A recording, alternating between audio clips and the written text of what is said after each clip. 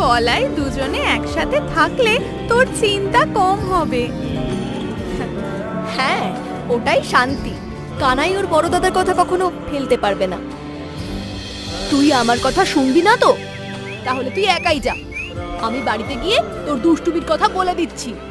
আহা দাদা ভাই, তুমি এমন করছো কেন? আমরা তো একটুখানির জন্যই যাব। আর আমার কথা বাদ দাও, আমার বন্ধুদের কথা তো ভাবো। বেচারারা আমাদের সাথে খেলবে বলে এসেছে, এখন আমরা না গেলে ওদের মন খারাপ হবে না বলো? কিন্তু আমরা তো বাড়িতে বলে আসিনি। আরে তাতে কিচ্ছু হবে না, আমরা তো বেশিক্ষণ খেলবো না। কিন্তু এখনো তো দুপুরের খাওয়া হয়নি, খিদে পেয়ে যাবে যে।